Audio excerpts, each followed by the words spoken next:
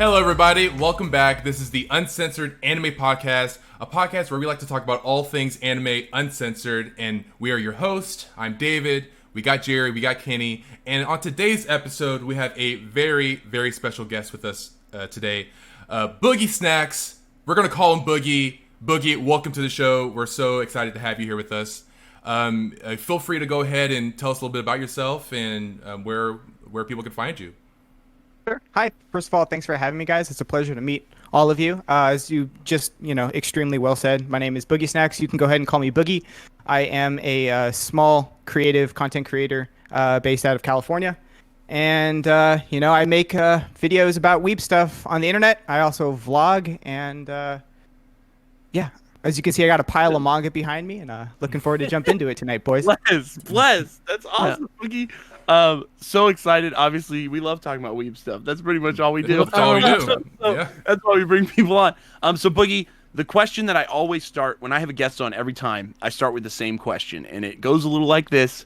Tell us, and this can be anime or manga or however you want to take it, but your top three, what I like to call is your favorite series. So this is not like, and so I always separate this because to me it's like there are three series that I think are like the best, very well written, but then there are three that are like my favorite. So for the question, Boogie, what are the three anime manga series that you believe are your absolute, like your favorites, most self-indulgent series available on the market right now? What are they? So tell us what they are. Tell us why, Kind of a tough question, right? Especially if you start to make videos on the subject or you've been a member of the community for a while. It's sort of like asking like a music buff, I went to music school for college, right? And it's like asking any one of my friends, like, what's your favorite band? The immediate response is going to be like, well, what genre are we talking about? Right. Yeah. Or what time period are we talking about? Or like the more you get into any hobby, the more you start to get into like, you're asking a chef, what's their favorite food and well, from where, so on and so forth. But I think off the top of my head,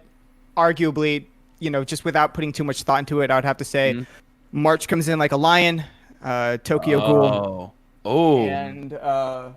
And we'll get into why Tokyo Ghoul is my shit, post favorite, but I love it.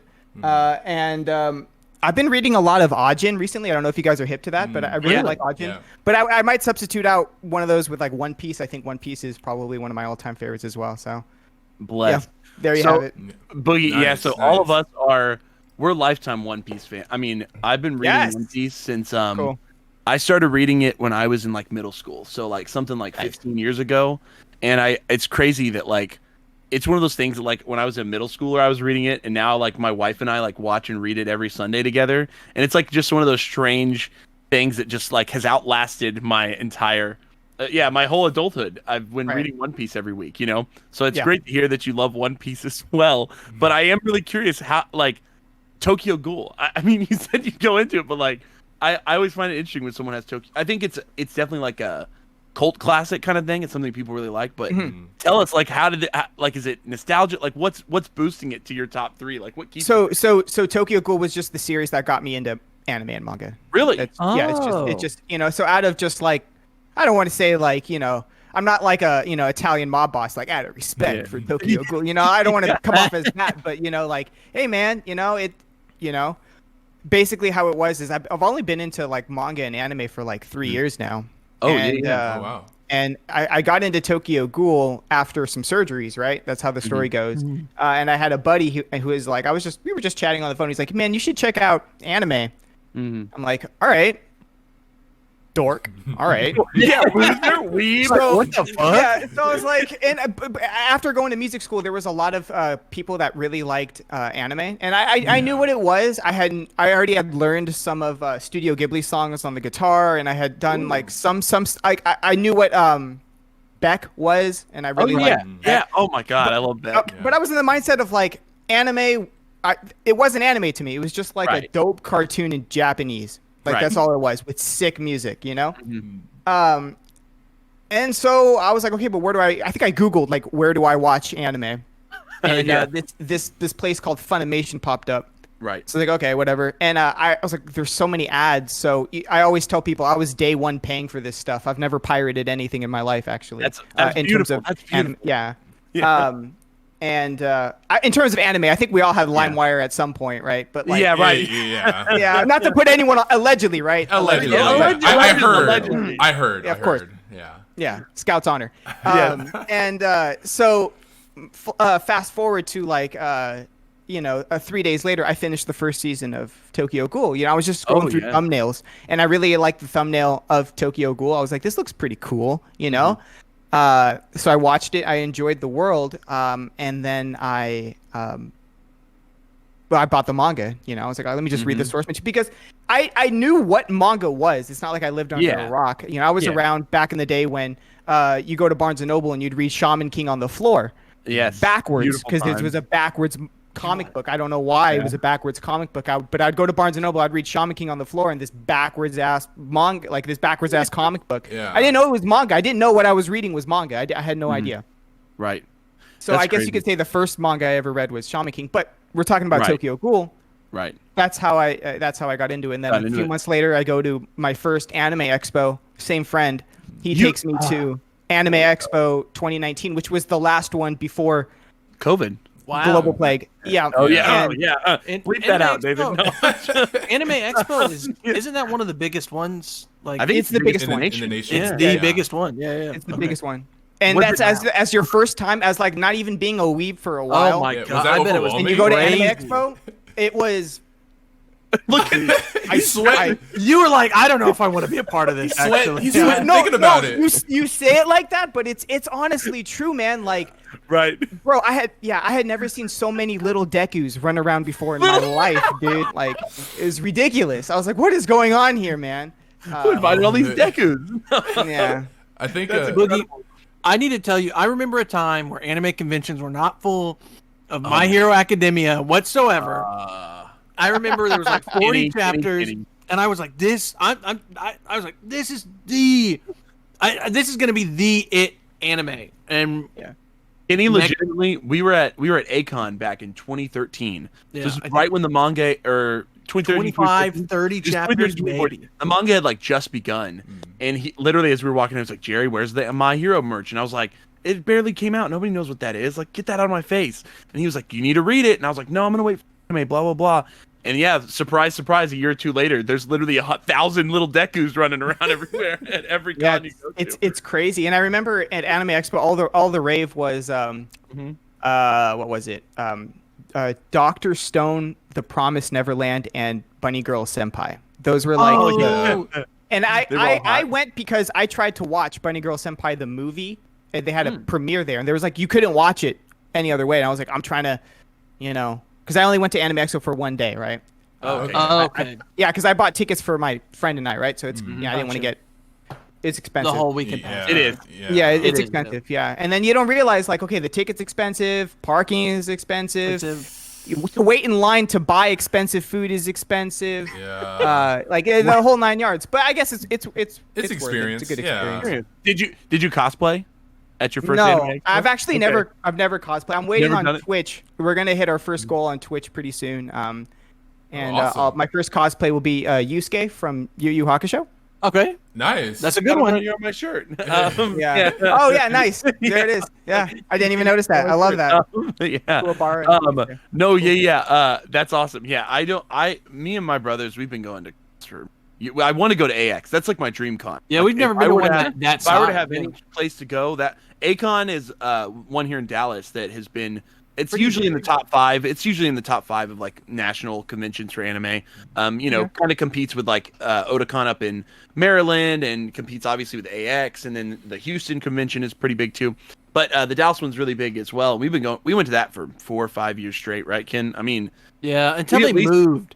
They moved venues, and then it was like, then they got kicked out of their venue, and so like they did it on like the parking lot. Yeah, they did it. Let's not talk about it. But we really have never cosplayed either. I cosplayed like once, and it was I was Bartholomew Kuma from One Piece. One Piece, yeah. Yes, yeah. So that was like the only time I ever cosplayed, and my wife did Chopper, and it was fun, but it was like underrated character, by the way. Oh, Kuma. Oh, yeah. Underrated character. Wait, Kuma or Chopper? Because I feel like Chopper's overrated. No, Kuma. Okay, good. Okay, yes. I was like, I love Kuma, but yeah, fantastic. So that's really So now that you've read the whole manga, do you disrespect the anime of Tokyo Ghoul now, or does it still have a place in your heart? That's a lot of people that they didn't like the anime adaptation for the series. They really tell you to read the manga and read but I don't know. How do you feel about it now that you started with the anime, read the manga later, so on and so forth? So I have like your standard Reddit shit post attitude towards it. Like, watch the first season; it's good enough to get you into the whole world of Tokyo Ghoul, and then just read the manga from there. But that has been said on Twitter or Reddit a million times, so nothing new from me. Okay, yeah. So just like Promised Neverland, basically. Did you watch? Have you watched? I've seen the first episode of Promised Neverland, but I've never read it. It's just Boogie. If you're it's the same thing. It's the same thing. Watch season 1, then continue in the manga. We make a lot of jokes here on the podcast. Season 2 doesn't exist. We just pretend like season 2 wasn't real. It doesn't exist. It was a fever dream. That's awesome. And now one that I really want to also ask you about, and this is just because I know Kenny is a big fan of it, but David and I have never watched it, and that's March Comes In Like a Lion. So Kenny, you might have. It's phenomenal. I don't think that's ever been mentioned. No one has put that in their top 3 that we've interviewed yet. So like, that's new. I'm sure. I talk about it all the time too. Yeah, I mean that just shows and I know a lot about it. I've seen the first couple episodes, but never went back to it. So tell us, Boogie, how'd that one land in your top that you just fell in love? I mean, I'm curious. Yeah, I mean, I was I consider it a seinen. I don't know what Kenny. I believe that's my name. Yeah, the handsome man with the beard down at the bottom. I don't know what he would say, but it's a seinen, right? So yeah, I'm a seinen is my favorite genre. And I was just looking for new seinens, and I was scrolling on Crunchyroll, came across March Comes In Like a Lion, because you couldn't read it legally in English for free without doing any. In any case, it didn't have an English publication, but I believe we are getting one. Oh, soon. Really? That's awesome. Someone can fact check that, but I think we are. I hope. Unless Twitter was lying to me. No. Which I wouldn't put it past them. Twitter sometimes those are some sussy bakas. I did. Don't sneak that one in. Wait a second. Well, hopefully we get an official translation soon. But it's good. I mean, I recommend it. I was just scrolling. I fell in love with the anime. I think it's a phenomenal story with an incredible cast of characters, and just overall really good, dude. It's just I can't recommend it enough. So. Yeah, highly recommend it. Cool. That's awesome. That's so great. Yeah. By the way, every episode of our podcast, Kenny's he disconnects. It's become a joke at this point. So if you want to tag Kenny's disconnect in the comments down below, please do. People tag it every week, at least once a week, because we don't edit it out. But that's awesome. But I think that's such a great palette of series. I don't know. I've just never heard. I think that just shows like. You said you've only been into it for about 3 or so years, like really into it, obviously, and just really a great palette of series. I don't know if I want to talk about Ajin or not, but it's funny that you mentioned it because I've only seen the anime series. I only saw the Netflix produced, 3D CG anime. I never read the manga, but I really love the concept. And I don't know. I think that it's a really I want to use the word underrated because I think it had a really powerful, strong theme. But I don't know if I think that a lot of people overlooked it. CG animation, they didn't want to get into it because of that. The animation wasn't the best for sure. Yeah. So I don't know if that just kind of like killed the momentum the show was going to have. Because I ended up really enjoying the theme, and I mean to read the manga now because of that, but I just haven't gotten to it yet. But what I always say about Ajin, not to cut you off, dude. No, you go. What I always say about Ajin is, in my eyes, I think it's what Death Note. It's like Death Note on steroids. Just really well done. Keeps you on your toes like the entire time. The only problem with Ajin is if you don't get them on sale and they don't go on sale all too often, it's really expensive for these small little thin volumes. So that's also like a wall that might be in front of a lot lot And when it does go on sale, it sells obviously like hotcakes. So. Oh yeah. Is it published by Dark Horse?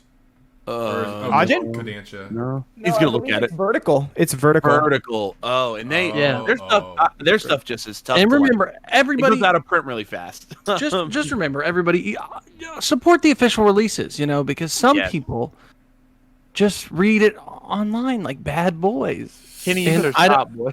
I don't know who does that. Some people, Kenny. Yes, good point, Kenny. Yes, if you can get your hands on physical volume and support the industry, we as a podcast always encourage you all to go through official routes. I know that there are a lot of people in the anime manga community that maybe encourage people to go other routes, but beside the point.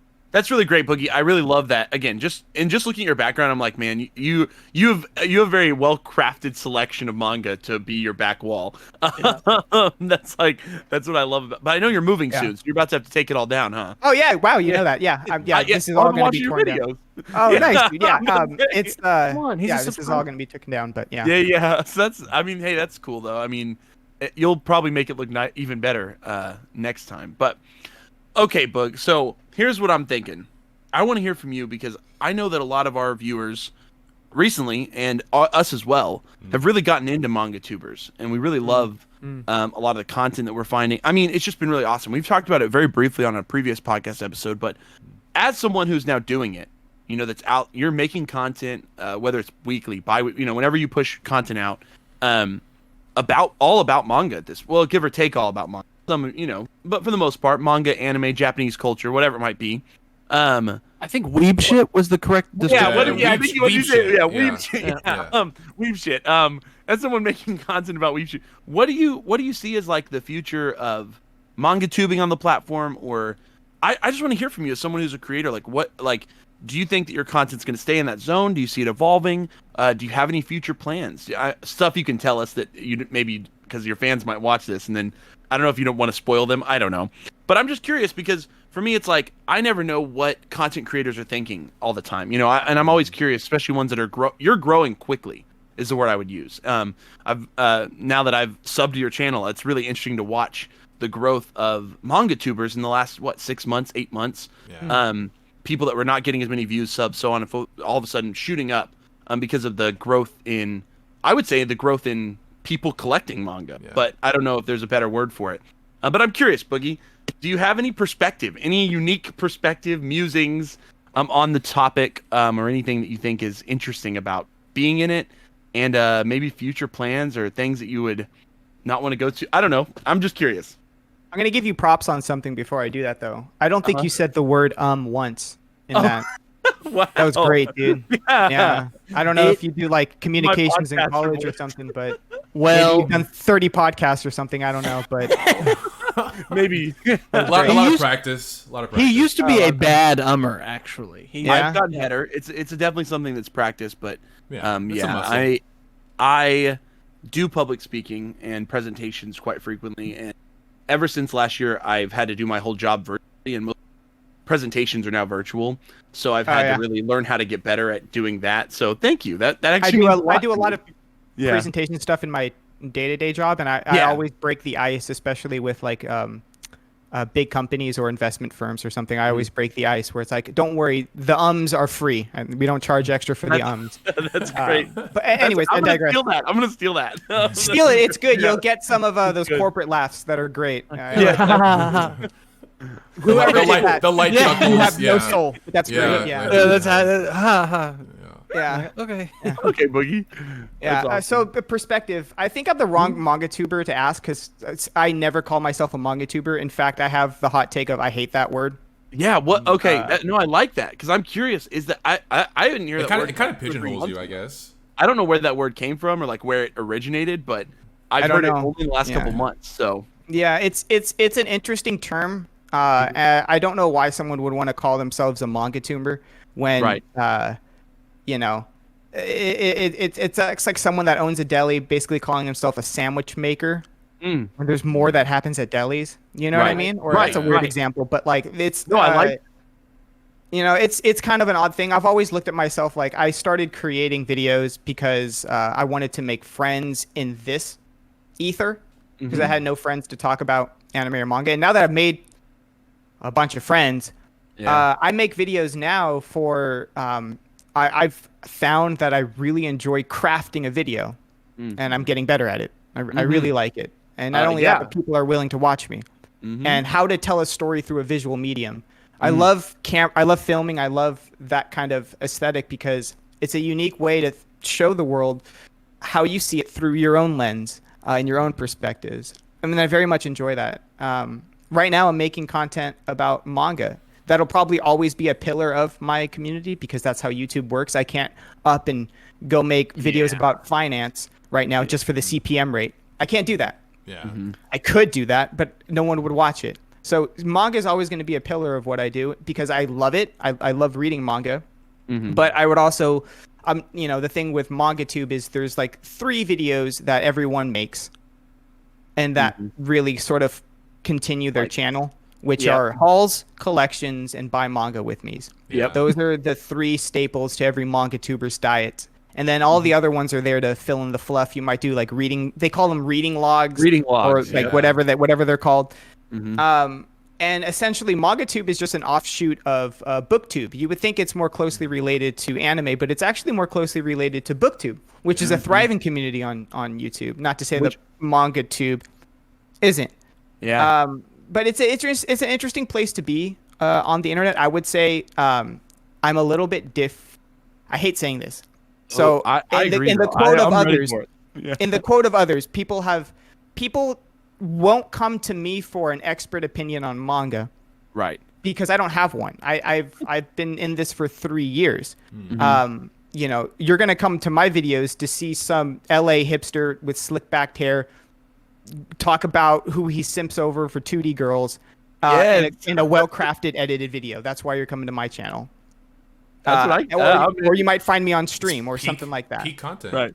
Peak content. Yeah. Honestly, and honestly, people come to this channel in particular to hear about Vampire Night. Vampire Night. This is the Vampire Night podcast. Welcome to the Vampire Night podcast, where all we do is talk about Vampire Night every week. Yeah, Boogie. Our favorite manga is Vampire Night. It's just Vampire Night. It's the best story of all actually, time. we've all given up. I don't know if you've heard of Vampire Night, but it's pretty much the best manga ever written. 19 volumes of pure, absolute, legendary tier authoring right there. Just picture Twilight, but in 10 times in a manga, and that's it. Just love and vampires. So this is the kind of podcast I came into. Yes. No, this is our running gag. So obviously, if you caught us in someone in the comments down below, tag our Vampire Night mention.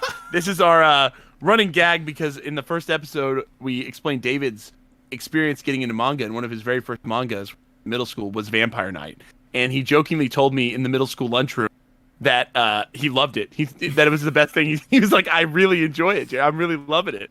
And I jokingly I poked fun at him for it our whole life. And I seriously own all 19 volumes. He does own it my now. shelf. He does own it. So he had to own that moment in history. So absolutely. Yeah. Well, I love your perspective on it, Boogie. I mean, just to wrap things up though, really quickly. I don't want to come off as like I don't like MangaTube. I'm a huge fan of most of the creators on MangaTube, and there's plenty of friends that I'm making, and there is a resurgence, or not a resurgence, but there's like classes of MangaTube, right? It's like people that will start creating content at a certain time. That's like they're in their freshman year of YouTube or whatever however you want to look at it, right? Yeah. And it is growing quicker than people are growing quicker than they were when I initially first started creating videos. And to be honest, I think that's great to see. In terms of like, are they growing quickly? If you take a step back out of, MangaTube, I hate that word, but if you take a step back out of the realm of where we create videos in, I don't know if I'd use the word quick. Yeah, I got you. Like D'Angelo Wallace, that's quick. Other creators are like, that's quick. But I would say that if you don't have speed, what we do have is small, quirky, but really loyal community.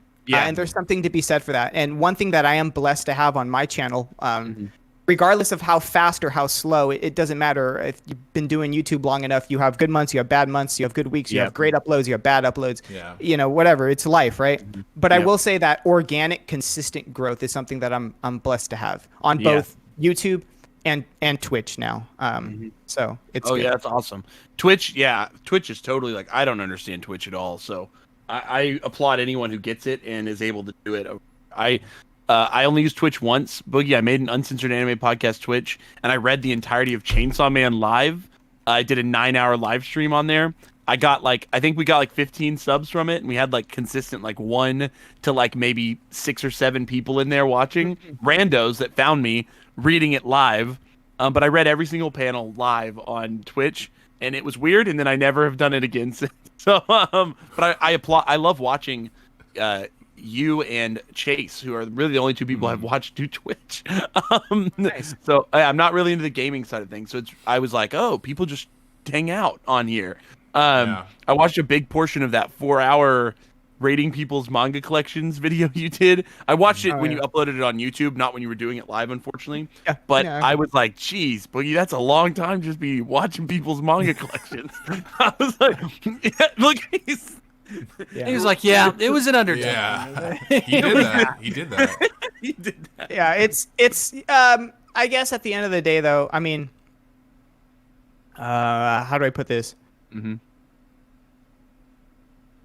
It doesn't feel like a long time. You know that saying, man, like time flies when you're having fun. You know, it's kind of true. You know what I mean? Yeah, so it's like if I didn't enjoy it, I wouldn't do it. It's honestly so fun, especially once you get past the hump of like 2 people in chat, and when there's like 50, 60 people in chat, or however many people you have, it starts to get very enjoyable, in my opinion. Yeah, I dig it. Yeah, I bet it's awesome, and I would love to learn more at some point in the future. As someone who is also making, even, you know, I'm very small on my 2 channels that I do stuff on, but even then I have a couple very, very consistent and thoughtful people who watch my stuff and that watch this podcast. We have a couple people who have kept coming back despite us, you know, really kind of just building it up from, I mean, Chase has really been our biggest helper because he has promoted us so many times on his channel. And that's been really awesome of him. But then also we've had some organic growth ourselves, and watching that has been cool.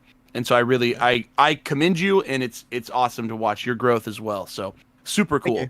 But what I want to ask you now, Boogie, is are you currently watching any anime right now? Like, is there any shows, whether this is a currently running show or a show that you just have recently started and you haven't finished it, that you're just kind of maybe chipping away at some episodes? Are there any shows that you're watching? There is a right answer, by the way.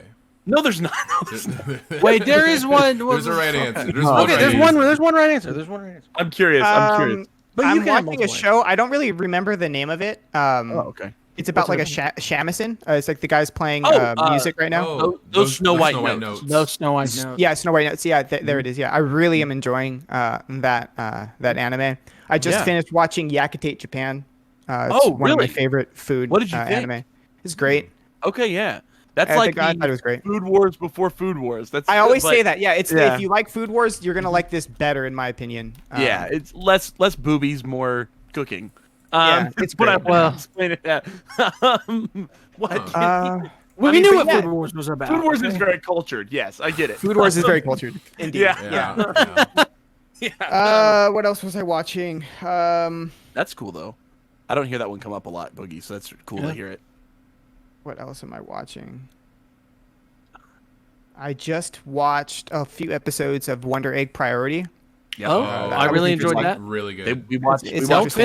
Don't finish it yet because the last episode's not out. They pushed it. Yeah, I'm not. I've only seen a few episodes, just like a handful. Just it was good. Yeah. Yeah. And I think for now that's an anime only. They haven't done a manga adaptation of it. Yeah, it's I believe just an so. original series. So really, one of those ones that art in book form would be beautiful.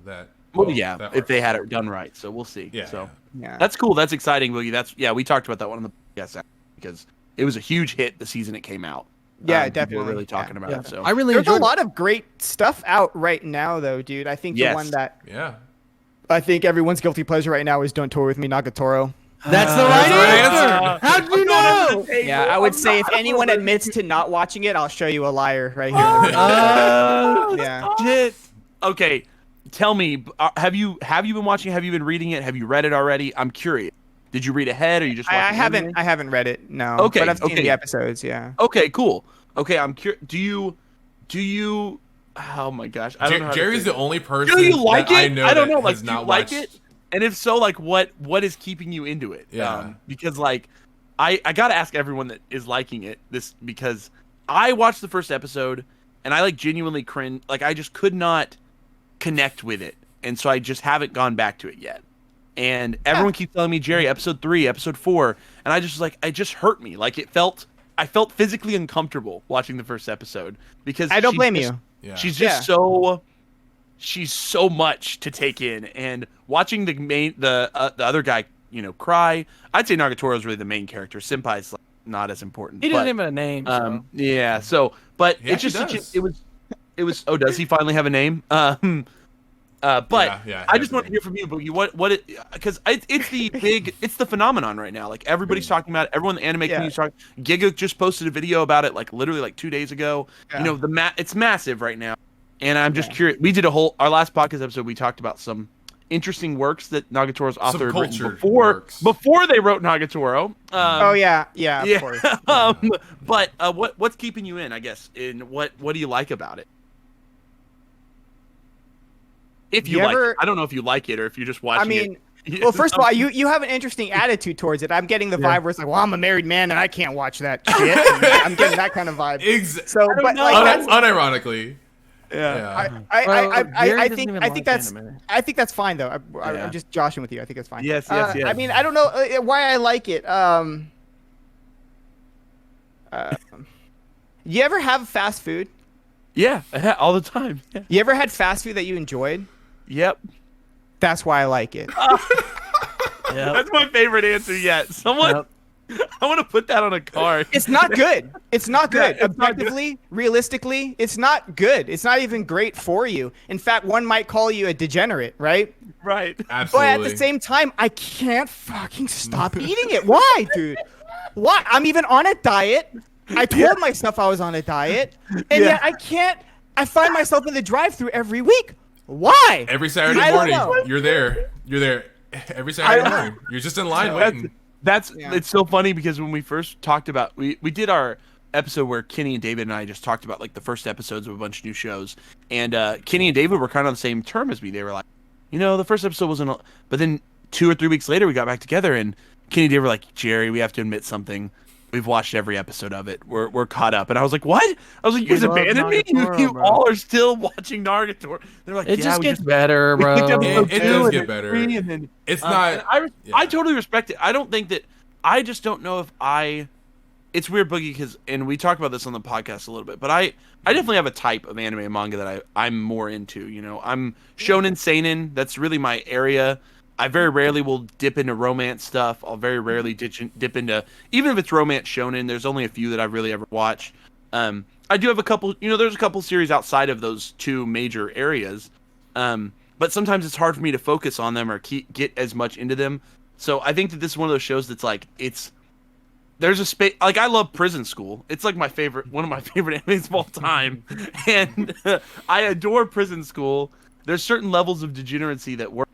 And then I'm like, oh yeah, like I'm such a weak.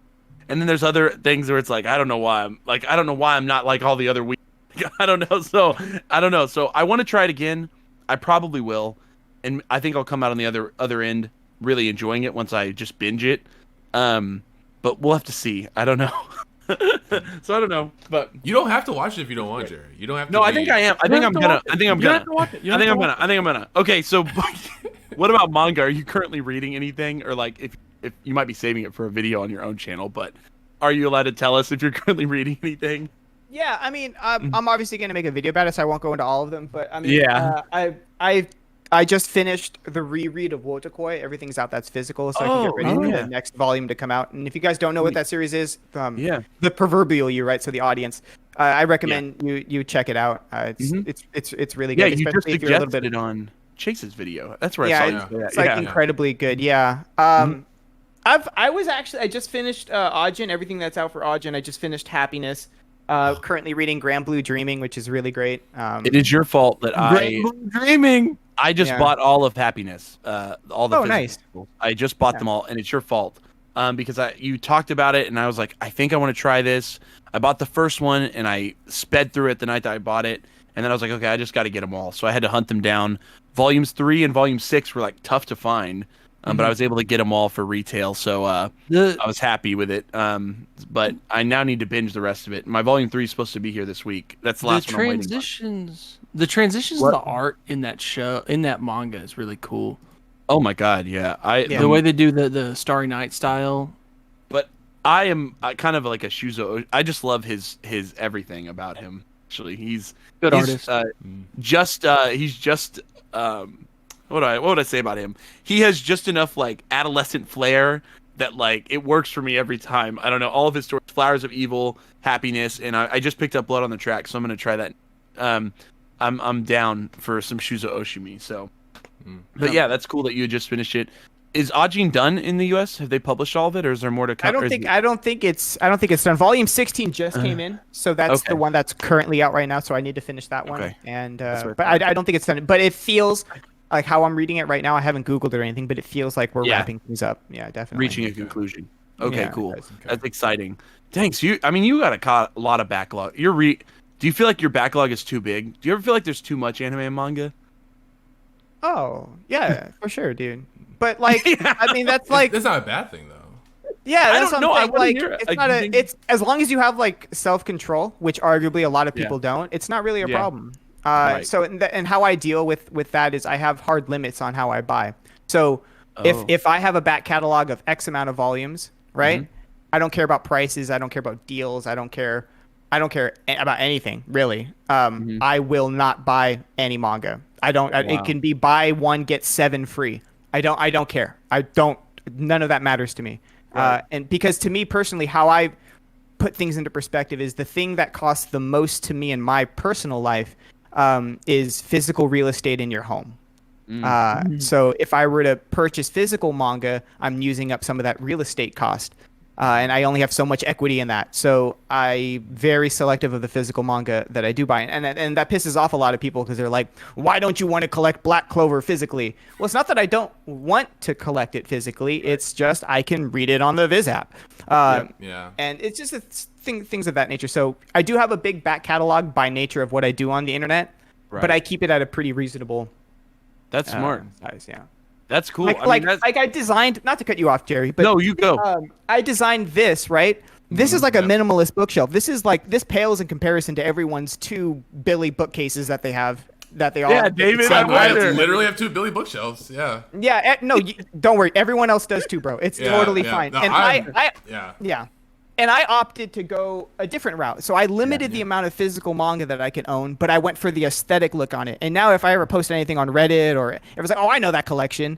Because they recognize it, but it was very intentional. The size of this isn't a bookshelf. This is like a curated display case of what I'm currently into. Yeah, that's really cool. Oh yeah. So do you shift it out as you're reading and changing different things? Do you try to like mix up the background? Yeah, I got a manga. I got a collection reorganization video coming out pretty soon here. Oh, that's exciting! Look at that sneak peek. That's exciting, Boogie. That's so cool. Wait, Boogie, I actually have a quick question for you. So, are there any stories that you might have read online that that don't have any like English versions that you have like a wish list for? Like for me, I really want Tokyo Revengers to be published in English. I don't know if you've watched the anime. That's one of the new anime that came out this season. But I get what you're saying. So yeah. So you're saying there is no official English translation for Tokyo Revengers, and you're wondering what have I read in the similar vein, correct? Yeah. That doesn't have an English version that you want to have one. Mm-hmm. Yeah. So on basis of I don't read scans, none. Oh, okay, yeah. Really none. Yeah. Okay. That makes there sense. are stories that I would love to read, like Kingdom. I'd love to read Kingdom. Can't. Yeah. I would. Same with March Comes In Like a Lion. Can't. Right. Not yet. Yeah. But it is what it is. Yeah. Right. No, that's and it's so wild because growing up in the anime manga community 10 years ago, there used to be it was just so it was like there weren't any official avenues for a lot of this stuff. Right. And there was no. It was so crazy because I talk about this all the time because they still do it. They still pirate their anime or whatever. They still go to these streaming websites that are unpaid. And I talk about how 10 years ago we did that because there was just no other. We were addicted to anime and manga and there was no other way to get it in the US. But now that there are avenues where you can get for a couple bucks a month you can get so much anime and manga that you'll never have enough. There's more than you'll ever be able to actually consume. Yeah. And I always explain to people that if you love the industry, as soon as those opportunities come available, you should do it. If you can't, and I get it, and I always tell these people, some people have, maybe they're in a financial situation where it's just not possible, whatever it might be. But if, supporting the industry comes before, enjoying it, in my opinion, which is weird maybe, but I don't know if you've. I mean, I would also challenge that by saying supporting yourself becomes priority before supporting the industry. So like if you're at a position, and guys, this is just my own philosophy, right? I always make this like as a caveat, and if I ever talk about this online, where I'm not a perfect apple, none of us are. So I'm never going to judge anyone for what they do. I'm not going to talk shit unless you read fairy tale. I'm not going to talk shit on you. And like that's warranted though. That's warranted. Everyone who reads fairy tale, they need to be excommunicated. Don't I'm just kidding. Don't roast me alive for that. I'm kidding. But hey, we don't like fairy tale around here. I'm not the biggest fan. It's like a running joke on my streams. But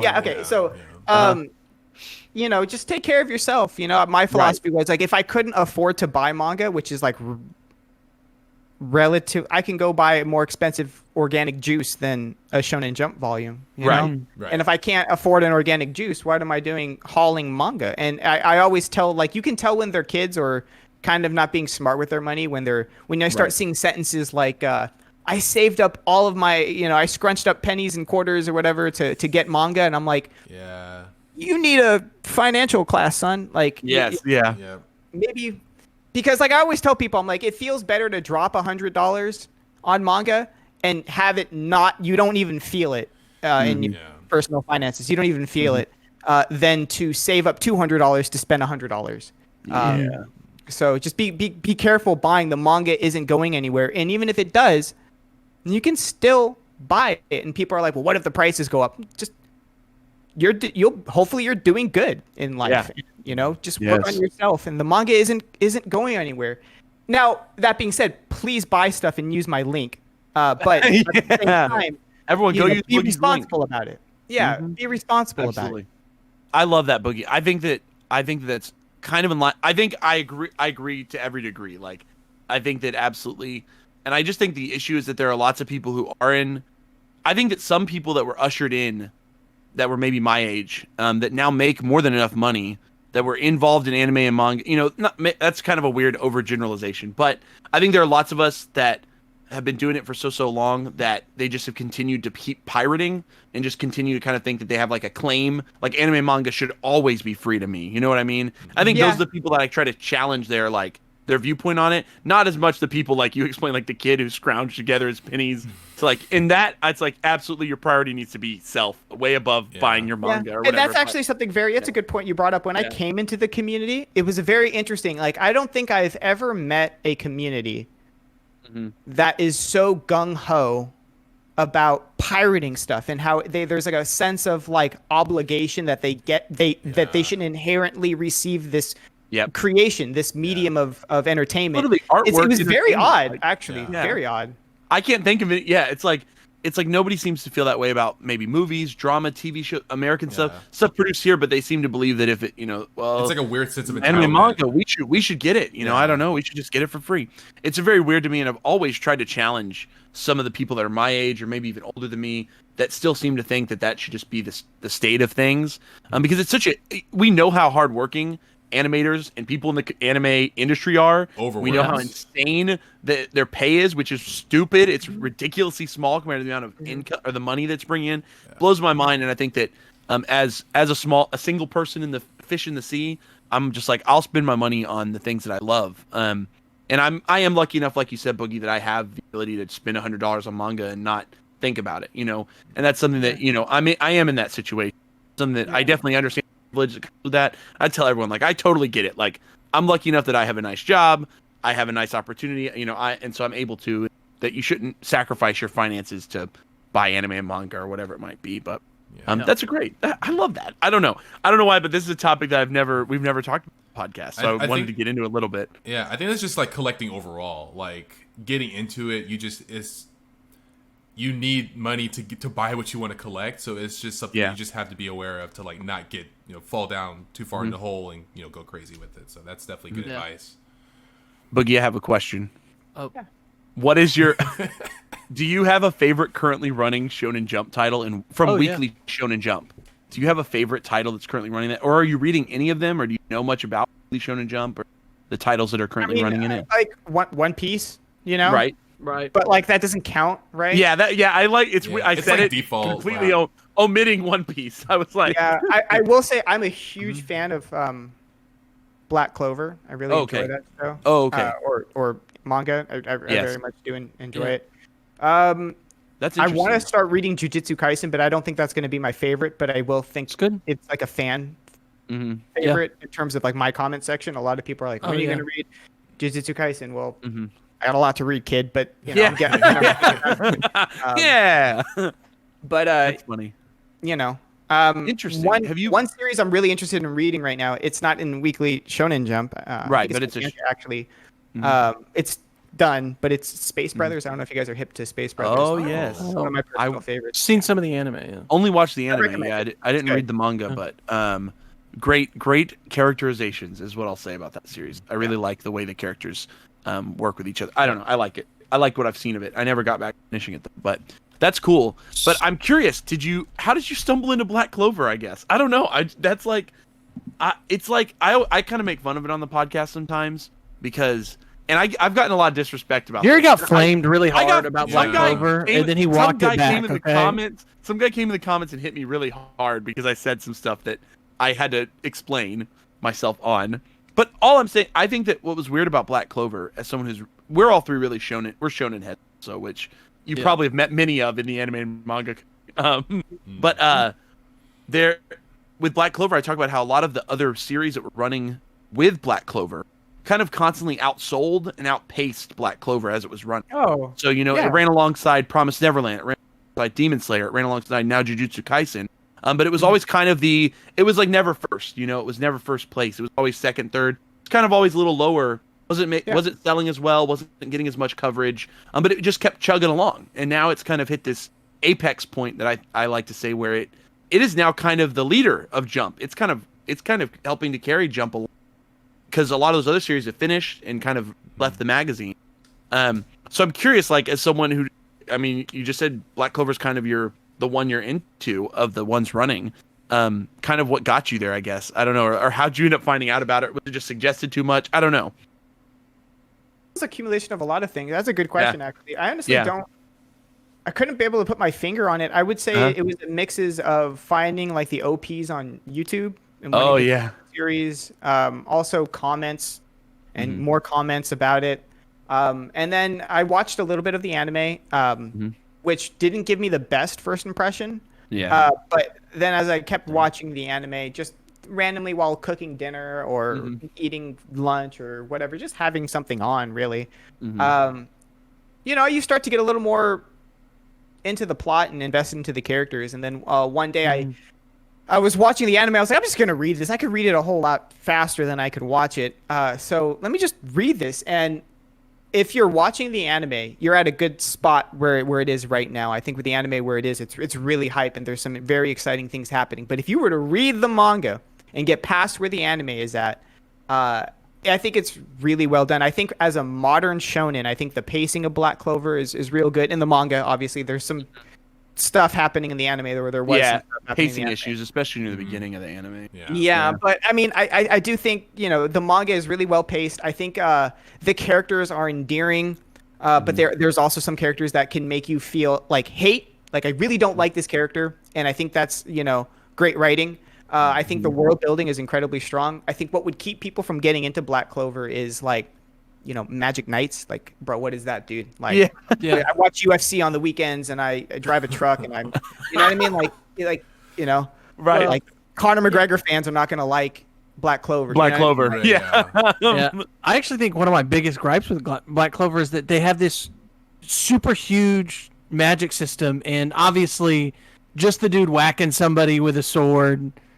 That's our guy, right? He's just gonna whack the shit out of you. The main character will always whack you with his anti-magic sword. He's gonna whack the shit out of you, and then you're gonna be like, shit, fuck. It's like because some of the other fights are so cool and interesting, and then it's like, Asa shows up and whacks the shit out of him, and you're like, that's beautiful. Well, thank you, Black Clover, for teaching us how to whack. I love it though. I'm a shonen piece Buggy. of shit. I'm like, whack him.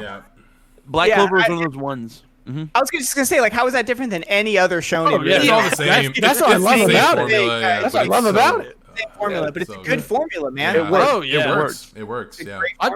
This week's chapter, it was fire. I haven't read it. Don't spoil me. But so I think what you said, pacing with Black Clover, because I think that one thing Kenny and I always talk about is how the manga was breakneck from the get. You know, it didn't take a lot of time to get us invested in the characters. By chapter 20 or 30, we were already deep into what we were getting ourselves into. And I think that way you're just immediately on board with what's happening in this series. And the anime did slow it down. And I think that for some watchers, me included, because I watched the anime when it first came out, I dropped it around episode 10 or 11, didn't get back into it until just recently. And now I've started going through it. But I switched to the manga like you did. And that's where I've been loving it so far, reading it in the manga. So I'm like, wow, yeah, this the anime kind of, I think, didn't do as much justice to it also. And I think that might have hurt some of its momentum when it came out the gate. But I don't know. It's cool. It's magic. It was riding on the coattails of Fairy Tail, everyone's favorite series. Black Clover is good fairy tale. Let's be totally honest. Black Clover is good fairy tale. Been, yeah. No, it would have, could have, should have. Whatever. Okay, boys, you got any more things for Boogie? I do have one question. Okay. I have been into webtoons lately, and I don't know how you think webtoons are going to fit into sort of the manga space, because they're, because of their inherent design to be viewed on your phone, like they're scroll based basically. I don't know how, because I don't know how well they translate into physical copies even, but I'm curious, Boogie, do you know much about webtoons? What's your thoughts on webtoons? I honestly, I get recommended a lot of webtoons, but I don't really, I haven't gotten too much into that genre. But I have nothing against them. I think that that's great. I think the more I think that's a good point, man. I think the more mediums that we have, basically the more creators we have doing something in the same ether of manga, I think the better. Yeah. Honestly, I think it's fantastic. And also another cool thing about webtoons is, you hit the nail right on the head, is like the scrollability and how it's designed to be almost read digitally. Yeah. And like it or hate it, that's where we're headed. Mm-hmm. In my opinion, I think there's always going to be an element of like a huge community that's going to want to always read physical. Oh yeah. And I get that. I'm part of it. Look at the wall behind me. Yeah. Right. But, it's I think that's really smart marketing from the get-go. You're building your entire community with the expectations that this is digital, not the expectations that this is physical. Because right now, most millennials that are now starting to come into disposable income, we were the ones that read Naruto. We were the ones that read, One Piece, Shaman King, Bleach at Barnes and Nobles or the Borders or the comic book stores that you guys remember, right? We were, and now that we have money, exactly. And now that we have money, we're all growing up a little bit, and now we're splurging on stuff, And I think that's great, but we have this but we have this built-in expectation of manga physically, and I think that creates a bias in our head when we're trying to get into reading something digitally. I've experienced it myself. But, what I really like about webtoons isn't necessarily like the stories, but like the marketing premise behind what a webtoon is. I think that's the future. I think that's the biggest attraction to me, is like, oh man, webtoons right now is jazz. Not a lot of people are into it. There's a lot of cool cats that are probably doing it, and we'll hear about them later.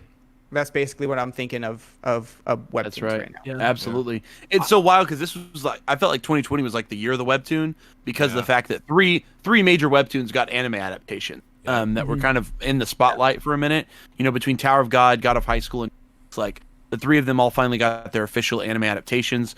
I think that all three of them kind of flopped. Personally, I don't think that they were the best adaptations of the work, and that you should really probably, unfortunately, stick to the web. They felt like trailers for the webtoon is what the shows kind of ended up feeling like, just to get you like hyped to go read it. And it worked on Kenny, because he literally went and read all of them. Good. And and I think that's so it was really interesting to see that, and I wonder what future direction that's going to keep going. And I'm sure you know this, Boogie, but Spy Family, if you've heard of it, Spy X Family, Spy Family, is a traditionally it's published first in digital. It's not published in like a weekly print magazine like a traditional weekly Shonen Jump. So we've talked about on the podcast before about how even Shueisha, this massive manga, is getting into this digital first narrative, this digital first thing. And Spy Family is a huge it's like a huge resounding like good job because like it's a massive success, you know? Yeah. Yeah. And that's a great point. I think a lot of people that are this whole digital thing is a really interesting conversation that I love talking about because a lot of people are like, you know, I just can't get into digital and this and that and this and that. But it's like, okay, but you can't, but like world doesn't revolve around you, bud. Like your kids are going to grow up, you know, like with the expectation. This is why I love marketing so much is because like they're going to grow up with the expectation that things are digital. They really are. I don't even think my 22-year-old younger brother knows how to read. He might be genuinely illiterate. I don't know. And you know, there's going to be an expectation to read things. Yeah. And online. And I love that. Like, and I'm also under like the it's like a hot take that I say as a joke, but somewhat seriously, that every mangaka should have an OnlyFans and release his chapters that way. Oh, that'd be so. That's so big idea. brain. Like, you email Ichiro Oda directly. on Webtoon, you have to pay coins to see the latest chapter. They have like a. The thing is, how much does that site take from the author's money? Oh yeah, absolutely. OnlyFans has the best rates, bro. I'm telling you, if it was just Oda, within 30 seconds, it would be Ichiro Oda 0.001% OnlyFans right at the top. Yep. He would be the best OnlyFans creator if he were to go to OnlyFans, and he'd be raking in the money. All he'd have to do is just put his chapters up. Yeah, and then he could publish hentai of his characters. No, that's kidding. Wait a second. Wait, what just happened? Every manga author should have a OnlyFans. Okay, just for their own official hentai related to their no. That's such a good Boogie. I love the thought of that. Like, I don't love like the thought, but just they should have their own website. There's so many mangaka that are working in Japan that are probably not getting paid anywhere near as much as they could be if they were if they had the platform to sell it directly to consumers sometimes. Yeah.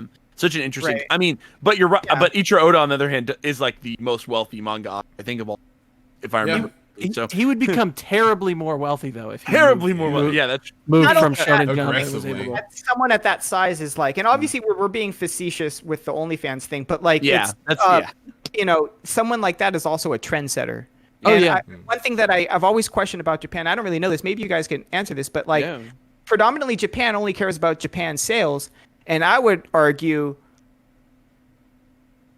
you know, the Western world has an amazing, if anything, we have an amazing track record of selling stuff.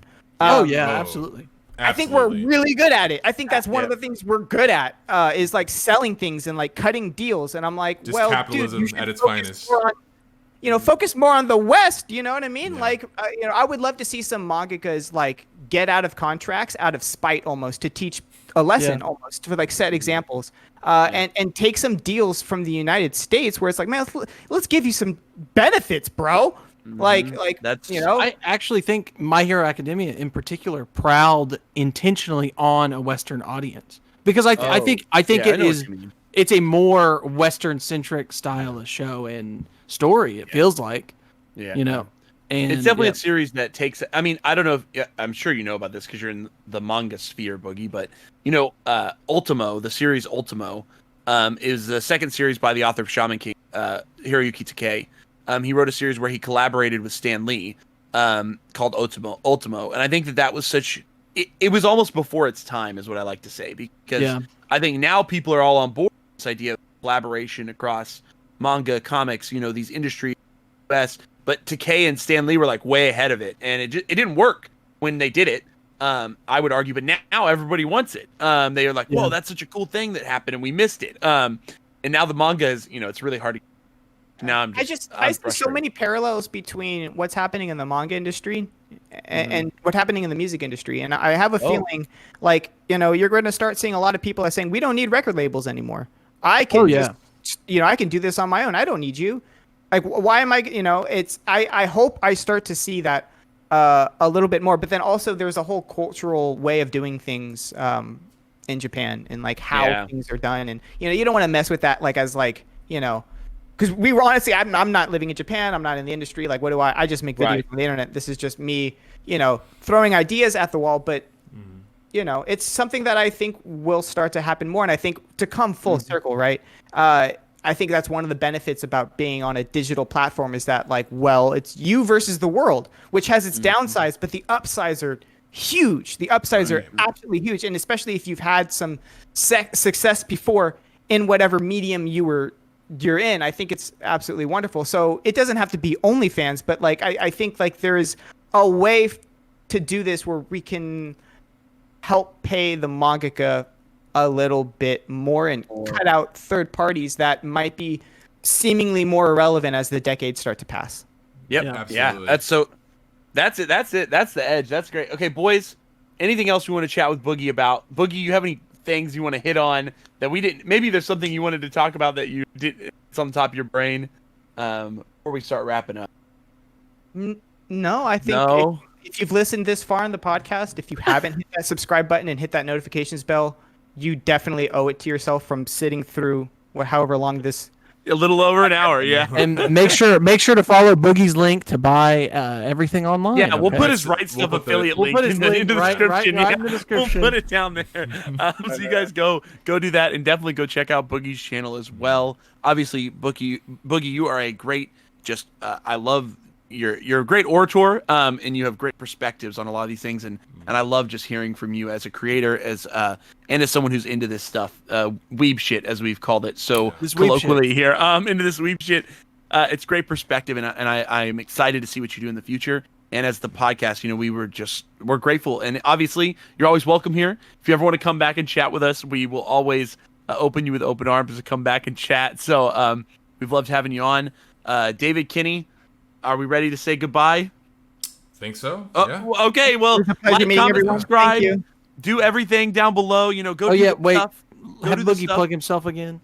No, why? Twitch is YouTube. I don't know. Oh yeah, bro. Boogie. What's all your stuff? If someone made it this far, social medias. Yeah. Your Boogie Snacks on YouTube, right? Mm-hmm. And then what are you everywhere else? So I mean,